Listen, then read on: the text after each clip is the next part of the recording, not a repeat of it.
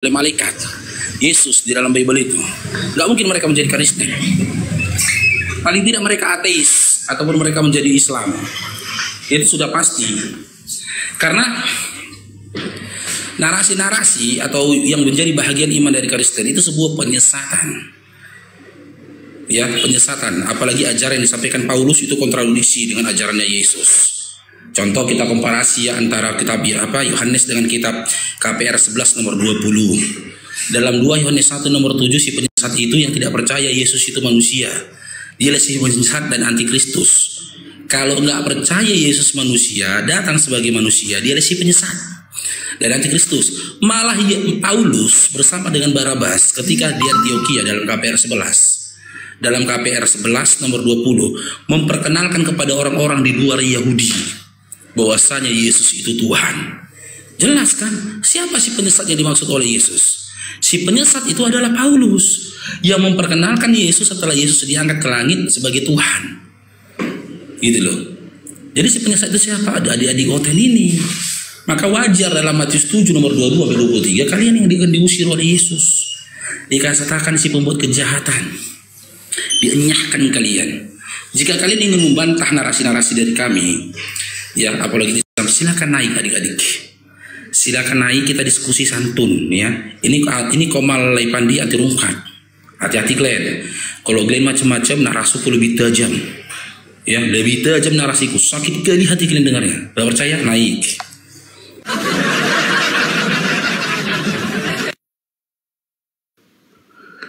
Ayo di tap-tap layar juga teman-teman ya.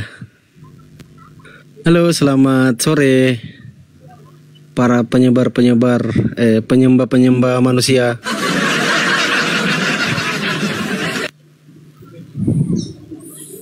Halo, selamat sore, salon.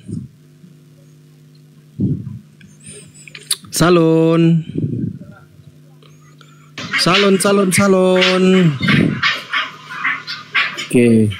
Bang Niklas, Kristen Bang Niklas. Kristen apa Bang? Kristen apa ya? Anglikan. Noise lah. Tadi dari kelas Noise sekali Bang. Oh iya. Nanti lagi Bang, nanti lagi ya. Ada orang kerja di samping. Iya, menjauh dulu dari tempat kejadian. Noise loh. Kan bisa menjauh Dinda kan. Turun pula itu.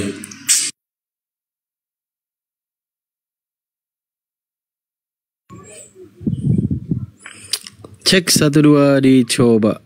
Ini yang naik Yitno Gigi. Selamat siang. Silakan teman-teman Kristen yang kompeten lah, yang bisa yang tahu Bible-nya. Kalau yang masih pemula-pemula itu belajar dulu lah kalian yang Kristen.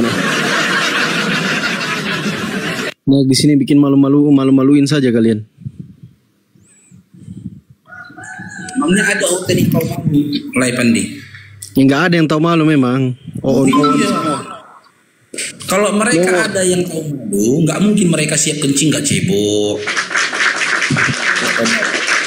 Kalau mereka mau tahu, kalau mereka memiliki rasa malu dalam dirinya, nggak mungkin mereka menyembah manusia, nggak mungkin mereka menyembah anak orang. Betul sekali. Dan yang lebih parahnya lagi, kalau memang mereka memiliki rasa malu dalam dirinya, nggak mungkin mereka mau disamakan atau diumpamakan dengan domba. Mana mungkin mau? Aduh, noise lagi ini. Noise sekali teman-teman Aliteng ini. Ini Islam, Oten apa Islam? Andalusia, Hargus. Maaf Bang, ketekan Bang. Oke, izin saya turun ya. Ya, noise sekali tempatnya woi. Silakan yang teman-teman Kristen yuk, kalau mau naik kirim permintaan saja. Kasih yang Kristen dulu teman-teman ya, biar belajar mereka. Silakan teman-teman Kristen. Ini tap-tapnya teman-teman dikencangkan dulu. Saya besarkan juga layar saya. Yang Kristen supaya pintar naik saja, jangan on sangat di bawah.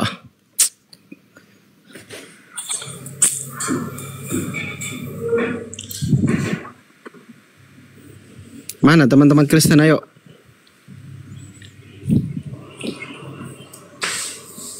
Ini. Oke, Adinda Edis, selamat bergabung Adinda. Adinda Edis, tunjukkan ajaran kasihmu Dinda. Silakan. Dinda Edis. Dinda Edis. Typing doang berani, naik di atas kayak kucing basah dia.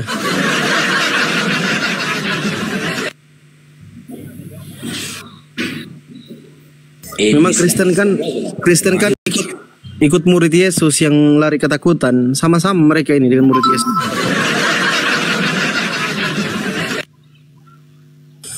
Ketakutan terus. Yang Kristen ayo silakan. Ada.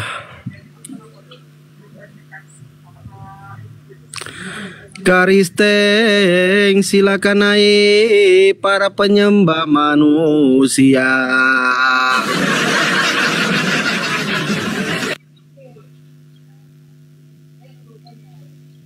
Silakan para penyembah manusia,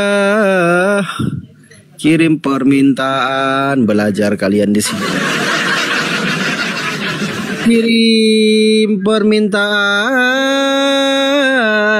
penyembah anak orang. Jangan kau tuhankan manusia, nanti kau sesat masuk neraka.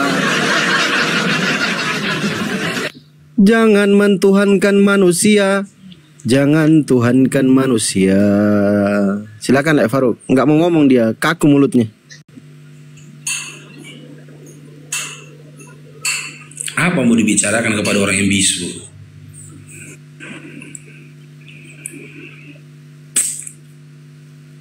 Mau belajar kali Lek, dia mau belajar. Ajarin aja dia Lek, ajarin aja dia.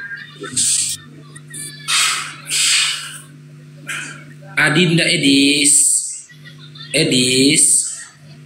selamat bergabung Adinda.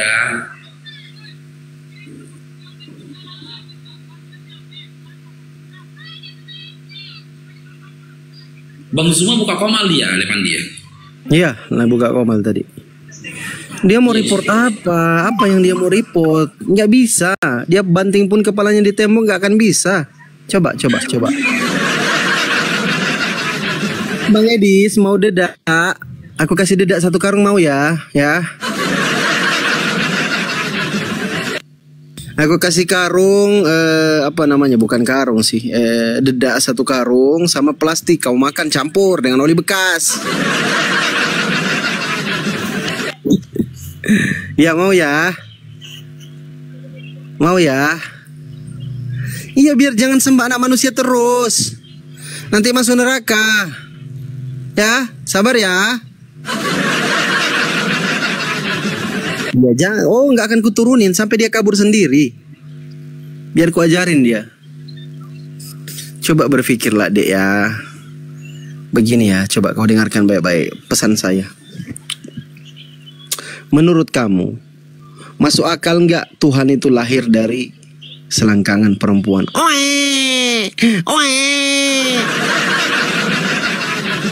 Setelah lahir dari selangkangan perempuan, dia dicebokin, disusuin, ditetein sama ibunya. Masuk akal nggak Tuhan kayak gitu? Hah? Masuk akal nggak? Jawab. Jamal. Jawab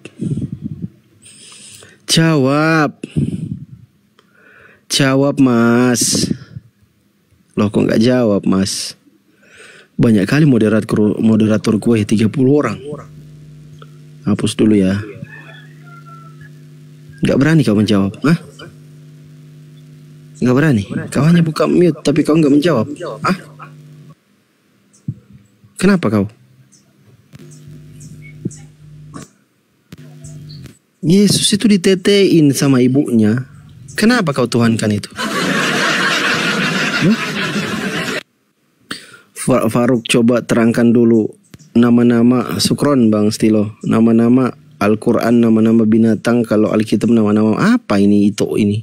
mulai ngawur itu ini. Mulai ngawur itu. Jadi tidak mungkin Tuhan itu manusia. Kenapa tidak mungkin? Masa anak kecil lahir dari ibunya, berak kencing diceboin. Tiba-tiba kalian tuhankan anak orang. Maka nggak marah ibunya itu. Hah? Marah ibunya. Ya, jangan kayak gitu ya. Ini kalau diam begini enak ini kalau diterangkan. Jadi kita terangkan aja. Jadi tidak boleh menyembah manusia kecuali manusia itu. Pokoknya tidak boleh. Tuhan bilang, bilangan 23:19, Tuhan bukan manusia, bukan anak manusia. Jadi kalau ada Tuhan jadi manusia itu mustahil. Mustahile. Kenapa? Di dalam 2 Samuel 7 nomor 22 nggak ada yang sama dengan Tuhan itu. Ya. Catat ya. Begitu. Lek Faruk mau dikasih pencerahan sama adiknya ini, silakan. Ya, buat adik-adik Oten lagi di bawah, kalian gunakan akal kalian ya. Nggak ada monyet yang melahirkan babi, nggak ada kucing yang melahirkan harimau, dan tidak ada harimau yang melahirkan cicak. Maka tidak mungkin lah. Itu kalau kalian pakai akal kalian. Cuman masalahnya kan di dalam iman kalian itu ketika kalian beriman tuh nggak boleh menggunakan akal.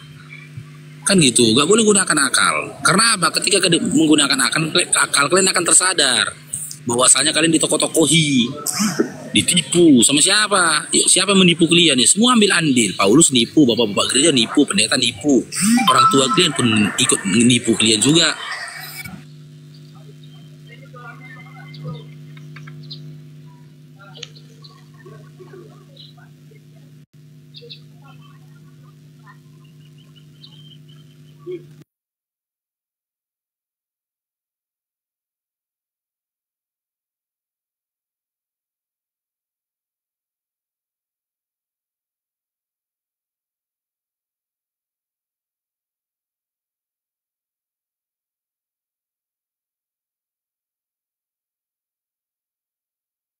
Iya, rungkat bang.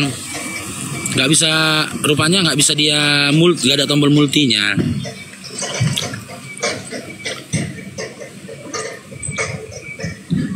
Nggak tahan juga dia. Waalaikumsalam Bang Yogi. Nggak tahan juga dia. Perjalanan ini serasa sangat menyedihkan. Jika ada Oten di sampingmu kawan, banyak cerita jika ditanya soal Tuhan. Dalil yang kecil kerasukan. Ho ho. Kawan coba dengar apa jawabnya ketika dia ditanya tentang Tuhannya. Kata dirinya Tuhannya telah lama mati, ditangkap tentara di Balbali. Sesampainya di Islam, ku tanyakan semuanya kepada Quran, kepada hadis dan para ulama. Ternyata Oten bohong, ternyata Oten nipu. Tinggal aku sendiri, terpaku menentukan diri.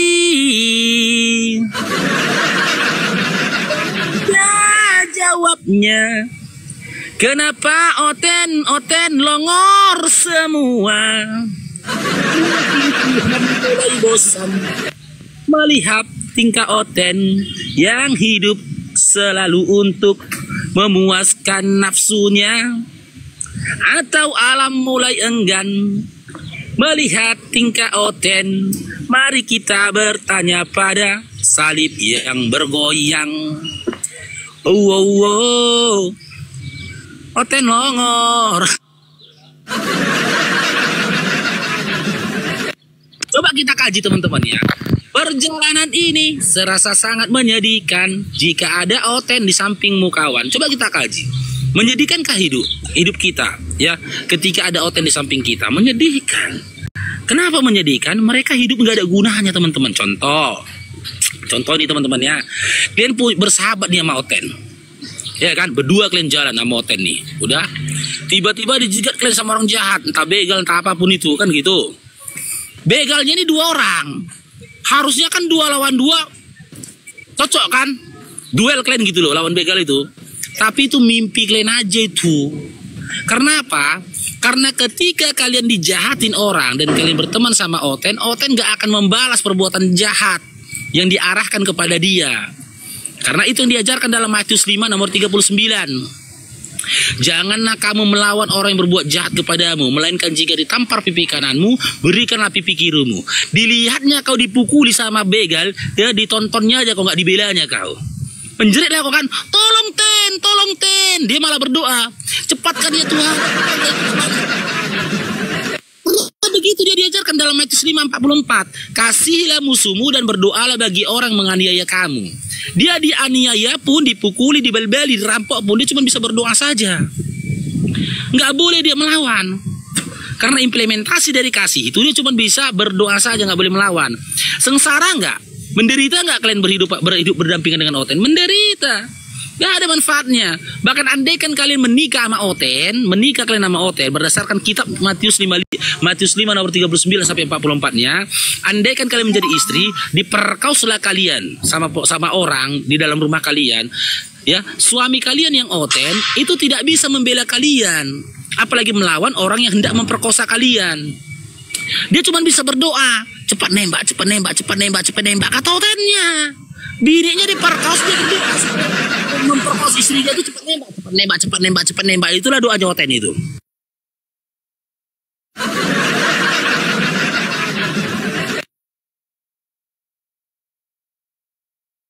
Ya, silakan teman-teman Kristen.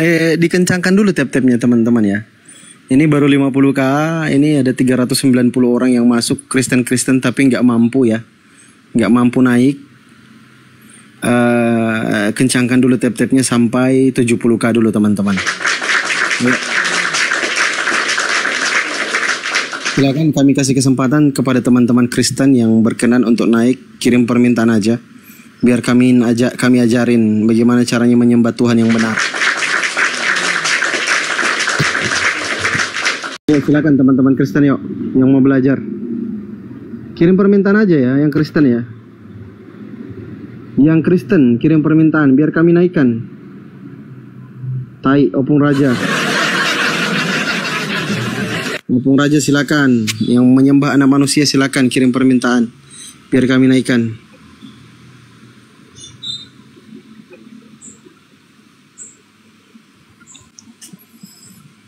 Penyembah Kristus palsu Bang Berti Tumengge. Iya, oke. Kristen atau Muslim Bang agamanya? Agama Kristen Nasrani. Oh Kristen. Silakan apa yang mau didiskusikan? Silakan Lai Faruk. Ya, silakan Dinda Berti. Menurut Anda, siapa penyesat yang dikatakan oleh Yesus? Ya, A. Orang-orang yang menganggap Yesus Tuhan dan juga sesembahannya. B. Orang-orang yang hanya menyembah kepada Tuhan yang Esa. Ulang. Sorry. Menurut Anda, siapa sih penyesat yang dikatakan Yesus? A. Ya, orang-orang yang menuhankan dan menyembah kepada Yesus. B. Orang-orang yang mengajak untuk menyembah hanya kepada Tuhan yang Esa. Ada penyaliban di sana, ribut kali Liberty ini. Kalau dalam hal ini tidak ada. Gimana? Yang tidak ada yang seperti Anda katakan itu. Tidak ada. Tidak ada. Oke, silakan coba Anda baca dalam 2 Yohanes 1 nomor 7. Oh, kebetulan saya ada di kampus ini, jadi cuma lihat sepintas saja, jadi coba-coba masuk. Oke, itu alasan klasik karena kita tahu ya, bagi kalian yang masuk Kristen selalu memberikan alasan itu. Ini Abang Faruk baca kepada Dinda ya, boleh? Oke, ini Bang Faruk baca datanya ya. Saya belum on cam, aku lagi di lapangan. 2 Yohanes 1 nomor 7. Sebab banyak penyesat telah muncul dan pergi ke seluruh dunia yang tidak tidak mengaku bahwa Yesus Kristus telah datang sebagai manusia, ia adalah si penyesat dan antikristus. Jadi berdasarkan 2 Yohanes 1 nomor 7, si penyesat itu adalah yang tidak percaya Yesus itu datang sebagai manusia. Yesus itu manusia. Dan memang dalam Lukas 1 nomor 31, ketika malaikat mengkabarkan kehamilan dari mamanya Maria, malaikat mengatakan engkau akan mengandung dan melahirkan seorang anak laki-laki, dan hendaklah kau namai dia Yesus. Seorang anak bukan Tuhan. Bilangan 23 nomor 19. Sementara Paulus dalam Kisah Para Rasul 11, Ninda ya, saya baca ya. Dalam Kisah Para Rasul 11 nomor 20,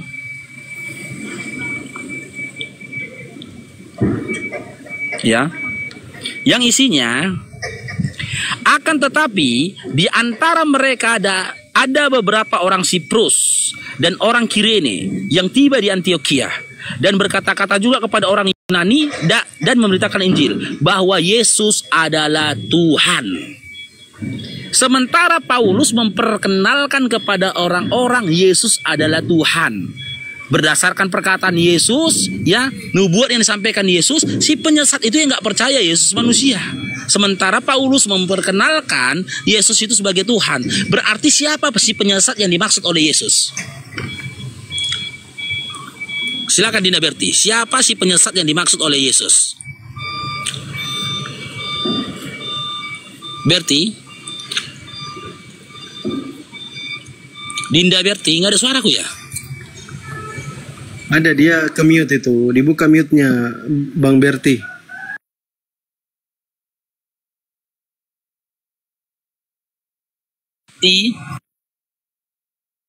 Bang Berti, termute itu Bang Berti. Itu mikrofonnya dibuka dulu supaya bisa ngomong.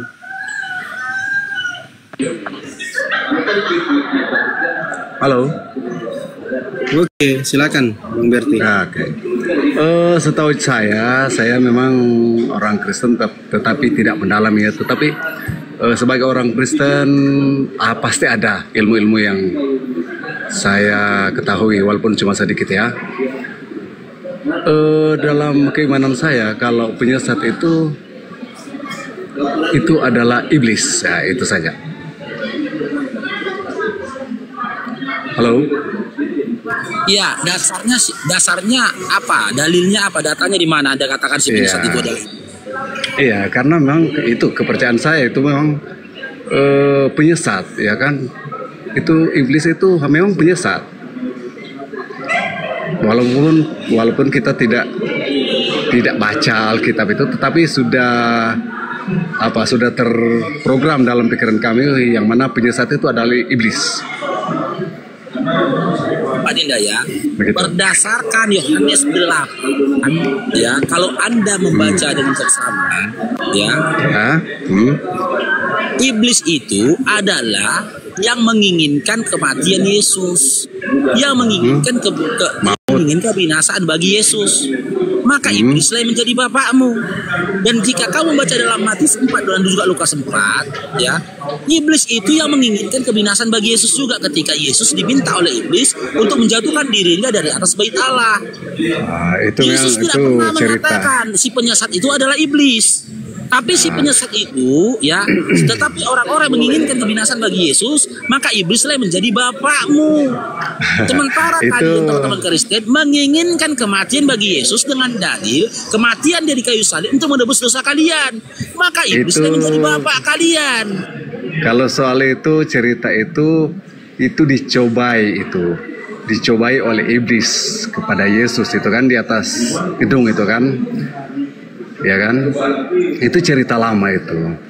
Jadi kalau mereka kan iblis itu mencobai Yesus kan, tetapi Yesus itu cuma bilang apa kepada iblis? Enyahlah kau di hadapanku kan. Ya itu. Jadi Yesus tidak melakukan apa yang dikatakan oleh iblis. Begitu. Jadi cerita-cerita itu ya udah. Dalam Matius 4 dan juga Lukas 4, dalam pencobaan itu apa yang diinginkan oleh iblis? Yang pertama, Haji ya, batu menjadi roti. Ya, betul. Kedua, supaya Yesus menyembah pada iblis. Yang ketiga, supaya Yesus menjatuhkan dirinya dari atas bait Allah. Itu maunya iblis, bukan maunya Yesus. Karena Yesus ingin dicobai oleh iblis. Sementara tidak ada data dalam Bible mengatakan ya, iblis itu adalah yang menginginkan kesesatan atas diri manusia. Tidak ada Yesus berkata begitu, dan tidak ada cerita menceritakan di mana iblis menginginkan itu daripada Yesus. Tetapi iblis berdasarkan Matius 8 perkataan Yesus dari 40-40 mengatakan, kau mengatakan Abraham adalah bapakmu, sementara kau ingin membunuhku. Maka iblislah menjadi bapakmu. Orang-orang yang menginginkan pembunuhan Yesus, maka iblislah bapaknya. Kristen menginginkan kematian Yesus di kayu salib, maka iblislah yang jadi bapak kalian. Yang kedua, berdasarkan kitab Lukas 4 dan juga Matius 4, iblis menginginkan kecelakaan bagi Yesus dengan dia menjatuhkan dirinya dari atas bait Allah. Dan kalian juga menginginkan kebinasaan yang serupa atas Yesus dengan dalih penebusan dosa kalian. Maka iblis juga menjadi bapak kalian. Kalau ceritanya itu udah, kalau bilang Yesus itu mati karena apa, itu memang sudah difirmankan oleh Tuhan. Tuh. Jadi Yesus itu bukan kehendak siapa-siapa. Dinda Berti. Berdasarkan Yesus, siapa sih penyesat yang dimaksud Yesus? A, yang mengatakan Yesus Tuhan. B, yang mengarah kepada orang-orang menyembah kepada Tuhan yang Esa. Saya tidak mau menjawab soal jawaban dari Bapak ini. Setahunya saya itu penyesat hanya iblis saja, oke? Di mana datanya Yesus mengatakan si penyesat itu adalah iblis? Dalam firman Allah, saya coba tahu firman Allah. Itu firman Tuhan. Ya, di mana tertulis firman Tuhan itu mengatakan si penyesat itu adalah iblis? Yesus mengatakan si penyesat itu adalah iblis. Di mana? Logis saja di pikiran saya itu. Karena saya sudah tahu. Jadi walaupun saya bilang itu pasti bertentangan dengan agama Bapak, ya kan? Saya tidak sedang membandingkan dengan agama saya. Cuman saya sedang mengkomparasikan perkataanmu dengan Bible-mu. Kalau ketika aku menyampaikan kepadamu, menarasikan kepadamu tentang isi Bible-mu, dan kau membantah itu, maka yang sedang kau bantah itu bukan perkataanku, tapi Bible-mu. Dan memang pada kenyataannya iman Kristen masih berdiri tegak di atas bumi ini karena kalian membantah Bible kalian. Saya tidak pernah membantah Bible kalian, nggak mungkin kalian jadi Kristen. Saya tidak pernah membantah soal keimanan saya. Ya kan, saya berprinsip pada tadi ayatnya. Saya udah baca ayatnya dalam 2 Yohanes 1 nomor 7. Kata Yesus si penyesat itu yang nggak percaya kalau Yesus manusia. Sementara dalam KPR 11 nomor 20, ya, Barnabas dan juga Paulus memperkenalkan kepada orang-orang Yunani bahwasanya Yesus itu adalah Tuhan, bukan manusia. Yang jadi pertanyaan, siapa si penyesat yang dimaksud oleh Yesus? Jika Anda percaya sama Bible Anda, maka Anda dapat memahami si penyesat yang dimaksud oleh Yesus itu adalah Paulus. Karena dia memperkenalkan Yesus kepada manusia adalah Tuhan, bukan manusia. Saya tidak mau berargumen dengan Bapak soal penyesat itu. Setahunya saya penyesat itu hanya iblis. Sebab iblis adalah bapa segala pendusta. Nah itu, oke, itu keimanan saya.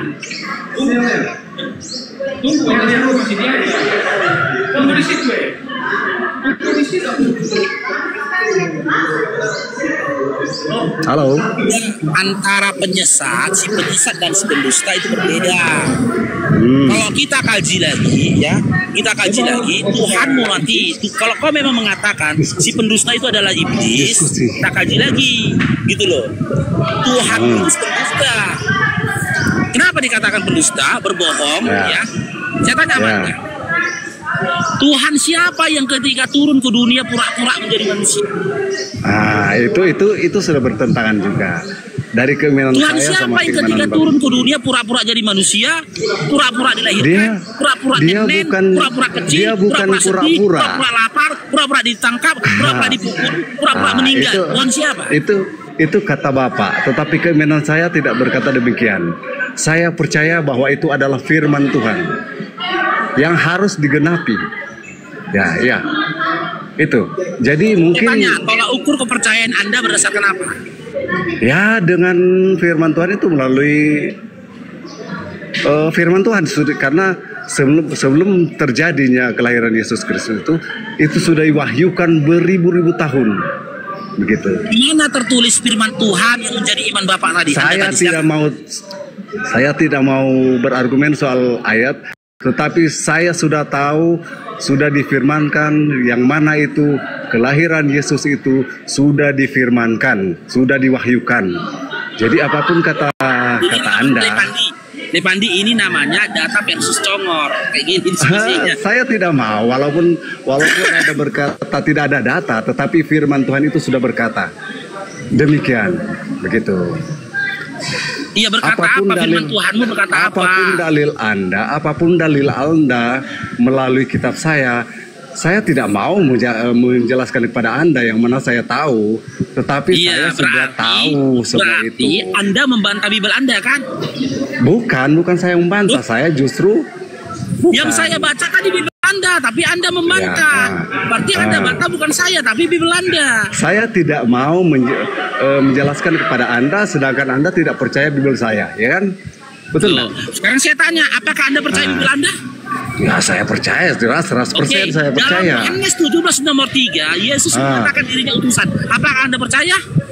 Saya percaya, tetapi orang yang ngomong itu Yesus saya tidak percaya. Dalam iman Anda adalah utusan ya, bukan Tuhan ya.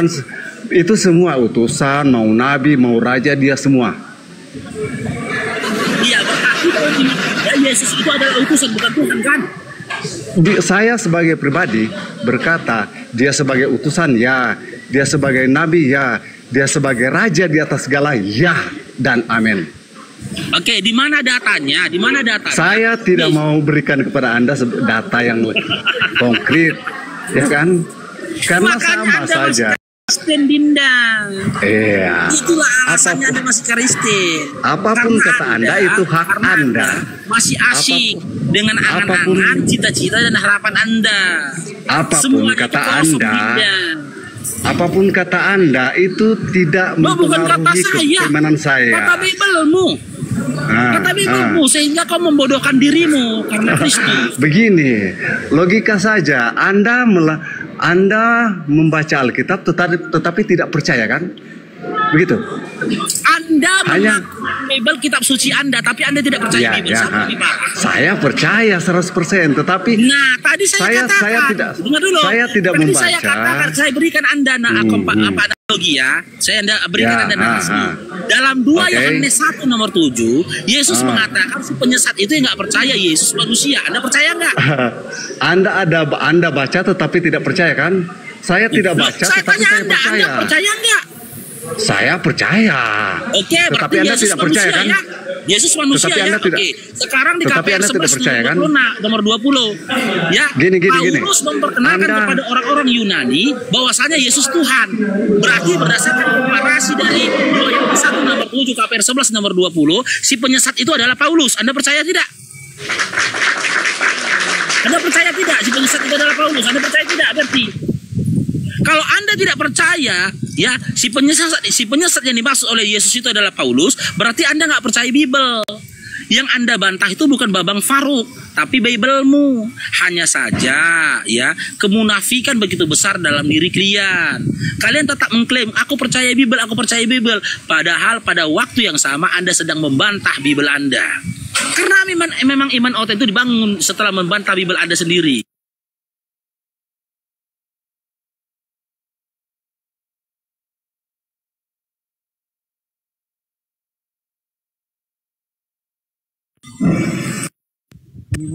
Itu orang.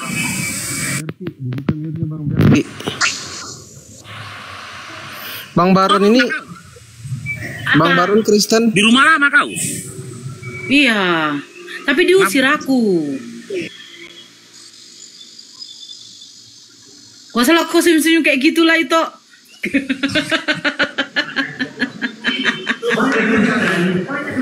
Kemas-kemas aku. Ini Bang Baron namanya apa Bang Baron? Bang Baron. Kok gimana toh? Kok kapan diusir toh?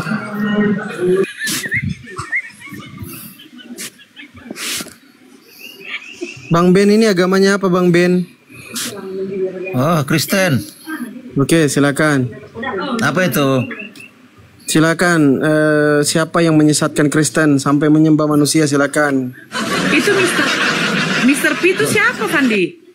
Gak sampai pikiran kau ke situ sama si Paru sama si Nora. Gak sampai otak mau mikir ke situ.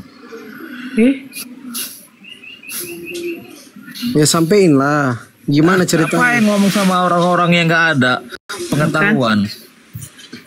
Taunya Oke, sekarang gini, pengetahuanmu aja deh.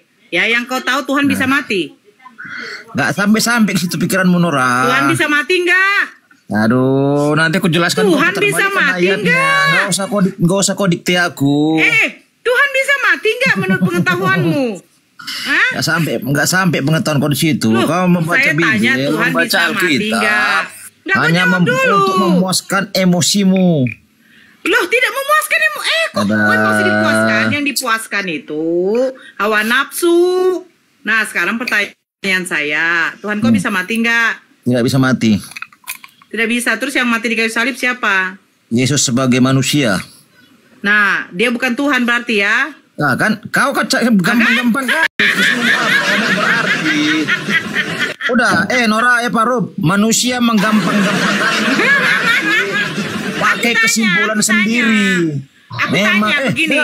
Sebentar dulu. Kau terlalu gampang kali membilang kata-kata sebentar dulu, Bang Ben. Yang mati di kayu salib Yesus sebagai manusia. Nah, Yesus yang mati sebagai manusia ini memiliki gelar Tuhan tidak?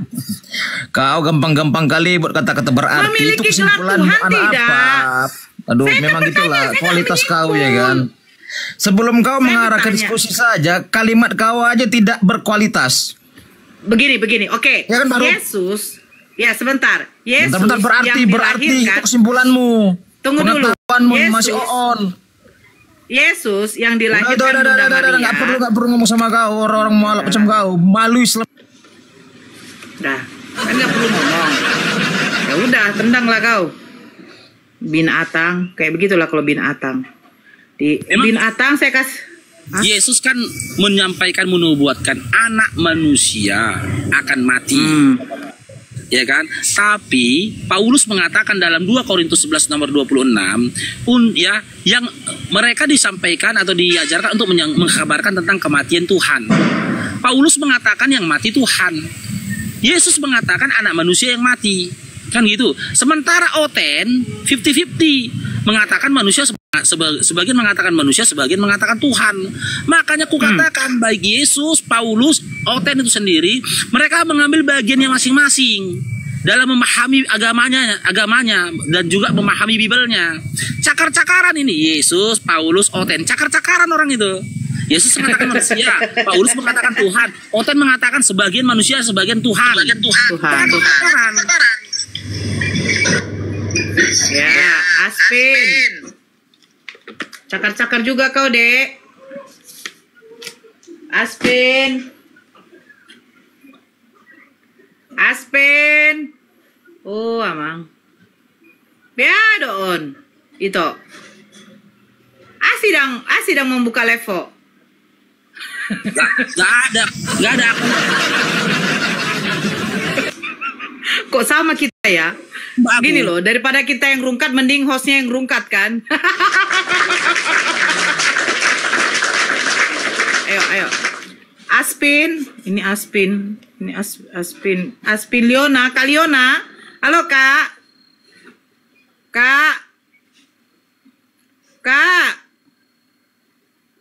Aduh, cemana lah ini. Bahaya kali nih ya. Besok akan timbul B2 TV. Aspin. Halo, Kak Berti. Halo, Kak. Kak Berti. Kak. Tante. Memburu. Halo, Kak Elena. Halo. Kak Elena. Halo. Ya, Kak Berti. Oke ya. Oh, jadi kalau ibu ini ini baru ketahuan sih, Ibu mualaf ya? Kenapa emangnya Bang? Bukan, saya cuma dengar tadi. Saya tidak Ya. mempermasalahkan. Saya dulu menyembah yang sesat. Yang sesat. Oh, Ibu. Ibu dulunya Kristen ya? Yes. Dulunya, oh ya. Oke, saya tidak mempermasalahkan soal mualaf atau apa, tapi ya ajarkanlah sesuai dengan apa yang sudah difirmankan. Yang diajarkan oleh Yesus ya. Ya, oke. Tetapi kalau saya tahu ya, memang ajaran Yesus itu tetap ada juga yang di Quran juga ya. Ya kan, karena kasih kan. Ajaran Yesus Kasih. itu kasih. Ya. Gimana ajaran Yesus kasih? Iya, kan Injil itu juga kan Yesus itu kasih. Injil kan. Kasih apa dia? Yesus kasih apa? Kasih kutukan. Bukan. Kalau setahu saya itu Yesus kasih apa? Kasih kutukan. kasih keselamatan buat kita semua. Jangan kita dong. Berarti Yesus berbohong di dalam Matius 15 nomor 24. Apa yang dikatakan itu? Loh, abang gimana sih mengikuti ajaran kasih tapi masa ajaran Yesus tidak abang baca? Oh, kasih sebenarnya itu bukan cuma di kalangan Kristen aja. Masa Ibu tahu? Nggak tahu. Bukan, begini, Matius 15 nomor 24 katanya kasih untuk semua manusia. Iya, betul. Nah, Seluruh berarti umat Yesus berbohong dong di dalam Matius 15 24. Coba, apanya? Loh, masa abang nggak tahu apa yang ditulis itu dikatakan apa? Yesus? Emang abang nggak baca, nggak pernah baca?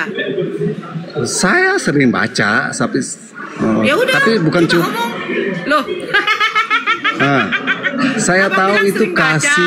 kasih itu Yesus itu bukan. Bapa Kata dari abang segala tadi. kasih. Bukan soal kasihnya, katanya untuk Iya. semua manusia. Ya betul. Berarti Yesus berbohong dong di dalam Matius 15 24. Kok berbohong? Loh, abang nggak baca Matius 15 24? Saya di sini belum nggak bawa Alkitab sih. Bukan soal nggak bawa.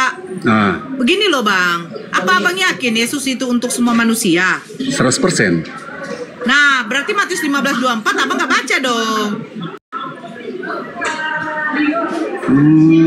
Cuma saya tahu itu Yesus sumber segala kasih. Bukan cuma dari kalangan orang-orang yang oten-oten, tetapi kalangan semua. Tahu apa-apa dia itu tentang Bibelnya, nggak tahu apa-apa dia. Nggak tahu. Ya. Terus mau mengatakan? Makanya saya bilang, saya mau Kami katakan, nggak paham. saya mau bilang saya memahami Bible, saya pahami, tetapi tidak secara. Saya bilang begini loh, tadi yang saya kutip pernyataan dari Kak Berti, kalau Yesus mengajarkan kasih untuk semua manusia. Kalau untuk semua manusia berarti Yesus pembohong. Di dalam Matius 15 24 ternyata bukan seperti itu. Saya tanya. Coba Ibu baca, coba supaya biar kita ngerti. Katanya begini, katanya abang tahu tentang kitabnya. Iya, secara khusus kan ditanya Yesus itu kan. Ya kan, saya buat analogi contoh deh, satu aja contoh. Satu contoh. Mari.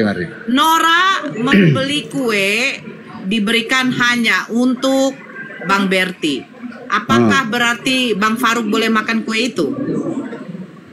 Ya kalau ada Bang Faruk di situ pasti saya berikan. Tidak, itu ya kan ini Anda sendiri. Dikhususkan kan itu buat saya sendiri Anda, kan. Dengar. Itu tergantung Anda. Yang saya katakan, saya membeli kue hanya untuk Bang Berti. Apakah berarti Bang Faruk boleh mengambilnya? Ya itu karena cuman Ibu tujuannya ke saya ya mungkin hanya saya. Ya, tetapi kalau ada orang lain di situ itu bukan Bang, itu kan tergantung abang mau kasih. Tapi benar, intinya ketika saya bilang sama Bang Faruk, saya beli kue hanya untuk Bang Berti. Berarti apakah Bang Faruk boleh mengambil? Ya secara kasih tetap boleh bisa. Mengambil atau tidak? Kalau kan bisa. Bisa.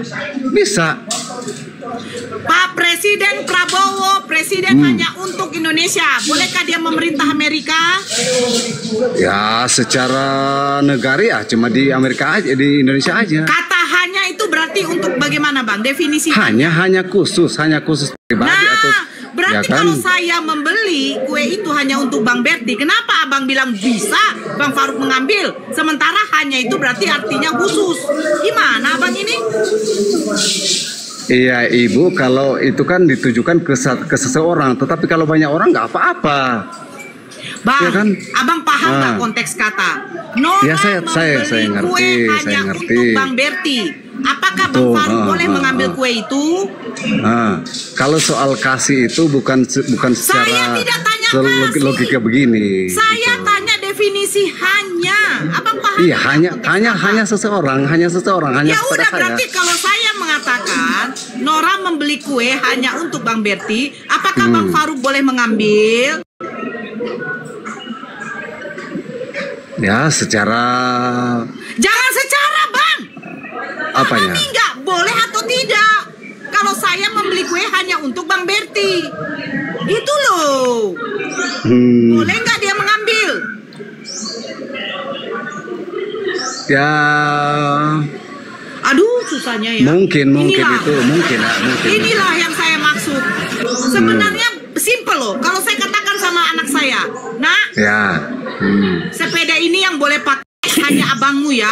Berarti anak saya tahu ini dikhususkan untuk abangnya, bukan untuk dia. Itu pelit. Saya membeli kue hanya untuk Bang Berti. Boleh nggak mengambilnya? Arti pengasih itu pelit. Cuman dikhususkan kok. Loh, kalau saya katakan HP hanya untuk abangnya, anak kecil boleh main HP gitu. Apa sih?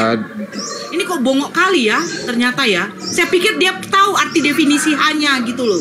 Saya tahu definisi saya itu kan hanya dikhususkan ke saya sendiri kan. Saya tidak tanya. Kalau Anda mau ngasih sama orang lain terserah. Yang saya bilang, saya beli kue hanya untuk si Berti.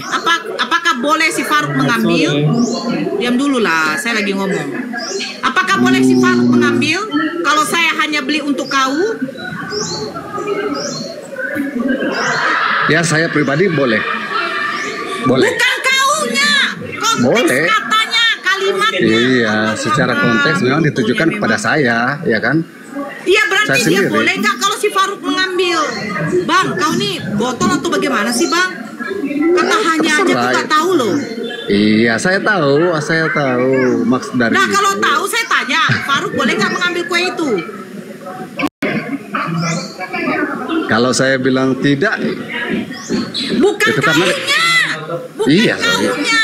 Saya bilang, Bang Faruk, saya beli kue ini hanya untuk si Berti. Boleh nggak si Faruk mengambilnya? Ya, mungkin tidak ya, tidak. Bang, sebenarnya simpel loh kalimatnya. Diam dulu kau, bukannya nggak nyambung. Ketika Yesus mengatakan aku diutus, itu Nora, aku diutus.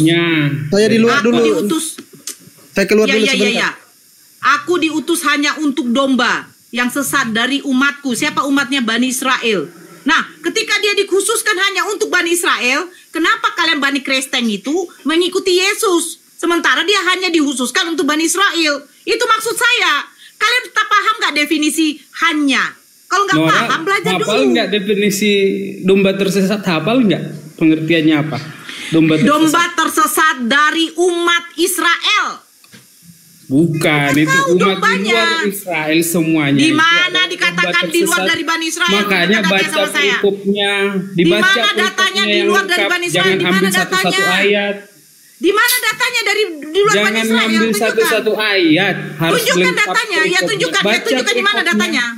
Dibaca satu Saya tidak perlu perikop. Saya tanya di mana Yesus mengatakan di luar dari Bani Israel. Ilmu kau cuman gitu-gitu doang. Pergilah jadikanlah semua bangsa muridku, baptislah mereka. Nah, Yesus siapa yang mengatakan itu? Ya Yesus, masa Yesus siapa? Yesus siapa? Loh Yesus? Yesus yang mana? Memangnya berapa Yesus, Nora? Oke, pada waktu kapan Yesus mengatakan itu? Ya? Pada waktu kapan? Pergilah jadikan, itu disampaikan kepada murid-muridnya. Setelah dia apa? Setelah dia mati dan bangkit kan? Iya, betul. Nah, pertanyaan saya, yang mati dan bangkit ini Yesus mana? Ya, Yesus lah yang mati itu, ya Yesus itu. Yesus mana? Anak Bunda Maria? Iya. Nah, sekarang pertanyaan saya, yang mati itu anaknya Bunda Maria, manusia apa Tuhan? Nah, kalau kamu memang ada Yesus lain. Jangan kalau kamu, saya tanya, yang mati anak Bunda Maria itu manusia apa Tuhan? Iya, manusia dan Tuhan. Di mana Bunda Maria mengatakan anaknya yang dilahirkan itu adalah Tuhan? Ya, memang bukan Bunda Maria yang bilang, tetapi Yesus yang bilang, benar katamu, di mana akulah Yesus Tuhan dan Guru. Oh, benar katamu, nomor 13. benar katamu, aku Tuhan dan Guru.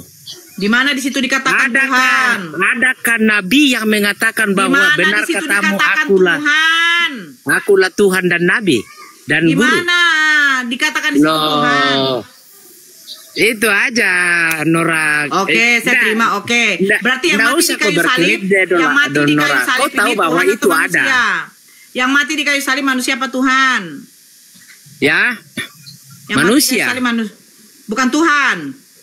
Ya, bukan Tuhan. Dia menyerahkan dirinya. Ya, dia tidak dibunuh oleh Bapa. Kepadamu, kepadamu kuserahkan nyawaku. Ya. Loh, itu berarti bahwa dia. Pertanyaan saya, yang mati di kayu salib manusia apa Tuhan? Iya, manusia. Bukan Tuhan ya? Iya. Bukan Tuhan. Tuhannya tetap hidup. Loh. 2 Korintus 11:26 Tuhannya mati toh. Ya.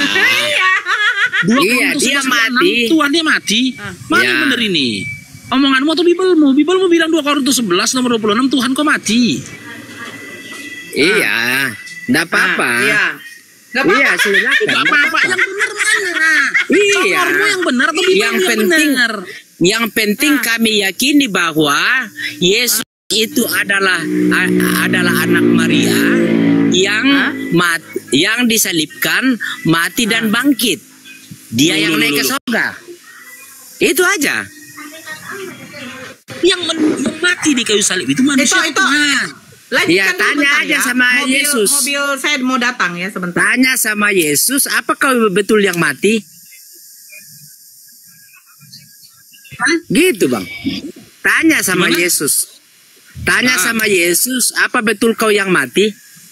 Oke, kalau aku tanya sama Yesus, saya tidak pernah menemukan satu ayat pun di dalam Bible di mana Yesus menyatakan dirinya akan mati di kayu salib untuk menebus dosa manusia. Bahkan kalau kita korelasikan, Dinda, abangnya dengarkan dulu Dinda. Ya, coba baca baik-baik. Baru baca baik-baik Bibelnya. Kalau kita korelasikan dengan Matius 3 nomor 17, di mana terdengar suara Bapa mengatakan, inilah anakku yang kukasihi, kepadanya aku berkenan. Lalu kita korelasikan dengan kitab Matius 26. Nomor 39, di mana ketika Yesus berdoa meminta keselamatan daripada Bapaknya, biarlah cawan ini berlalu daripadaku. Cawan ini dimaksud di situ adalah racun, ya. Berdasarkan Matius 3 nomor 17 tadi, Bapaknya itu berkenan kepada Yesus. Maka ketika Yesus berdoa di Taman Getsemani yang tertulis dalam Matius 26 nomor 36 sampai 39, seharusnya kan Bapak memperkenankan doa Yesus, betul? Jangan seharusnya. Kau jangan perintah Yesus, jangan kau pakai otakmu. Jangan kau pakai otakmu untuk memaksakan bahwa seharusnya. Nggak bisa. Kalau nabimu dibilang begitu bisa. Dengar dulu, karena dia adalah manusia. Saya tanya sederhana gini, ya. Menurut Anda, ketika Yesus berdoa dalam Matius 26 nomor 39, nomor 36 sampai 39, Bapak itu mengabulkan doa Yesus atau menolak doa Yesus? Ya. Apa yang dibilang doanya itu? Hah? Doanya itu gimana? Ya, apa Bapak, doanya? Sekiranya cawan ini berlalu daripadaku. Ya. Ini abang bacakan, Dinda.